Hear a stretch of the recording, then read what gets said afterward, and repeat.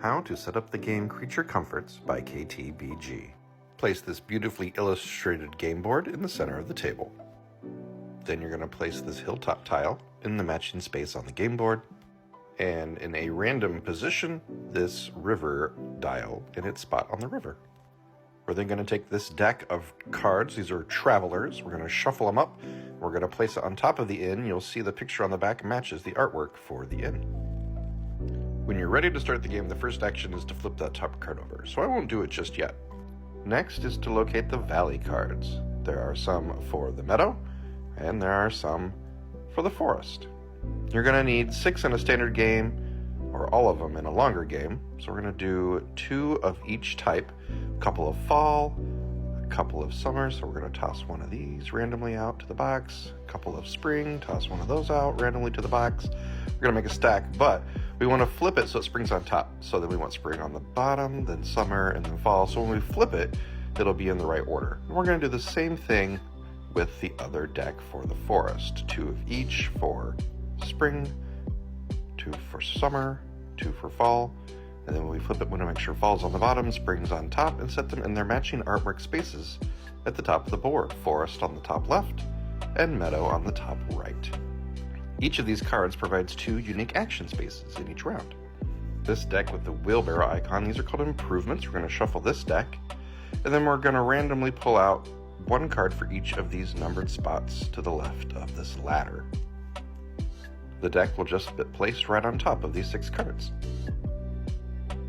Should you have any of the cards that match the icons of these 2 cardboard tokens, the almanac or the wheelbarrow, you'll put one of those tokens on each of the cards. If you don't have them or you have extras, that's okay. Just set them near the deck in case one of those cards pops up as you play the game. Just like that. These cards are called comfort cards. We're going to give them a good shuffle.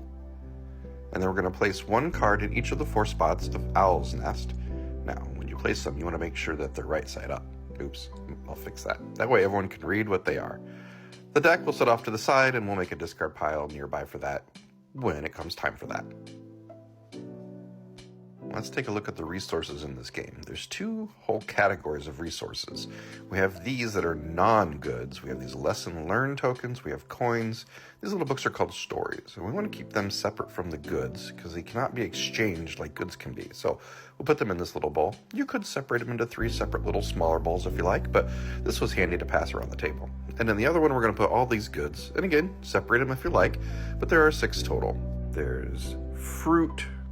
There's yarn, there's mushrooms, there's wood, there's wheat, there's stone. Where's the wheat? Where's the wheat? There's the wheat. So there's the 6 different types of goods. We'll put all those into a dish to make it easy to pass around the table. We don't want to cover the table because those are action spaces. Here we go. That looks good. Now there's only so many of each type. Should you run out, you can just put one on one of these little tokens. There's 3 times and 5 time multipliers, so we'll get them near the table should we need them. Now let's get each player their stuff. So there's 5 sets of colors, enough for 5 players in the game, bag of bits, and their little player board. So we're going to play a 3-player game. They're going to choose blue, red, and purple. So this player's going to choose blue. This player's choosing red. Player over there, they chose purple. So we're going to get them each their stuff. Purple, you can have your things. Red, no, that's the wrong one over there. Let's take a look inside. Each player should have 2 dice. These are called family dice. You're going to have 4 worker meeple, cute little woodland creatures. And then you're going to have 4 of these cottage wooden house-looking things that you're going to use if you make improvements to keep track. We're going to put them and cover these victory points until we build those improvements. Just like that. Then each player is going to start with 3 of these comfort cards in their hand. And you're going to keep only 2. So one of these you're going to put into the discard pile. Now these cards, you don't want other people to see them. So make sure when you're looking at them, you don't let the other people see them. They're in your hand, not face up on the table. Next, you'll need to choose a starter player. The starter player is the early bird, so they get the worm. They also get these 4 village dice to roll. And that will pass every single round. Depending on the number of players, not everyone will be the early bird enough. So to compensate for this, you'll want to check the chart. Based on the length of the game and the number of players, certain players might start with a coin to give them a little boost. And that's how you set up Creature Comforts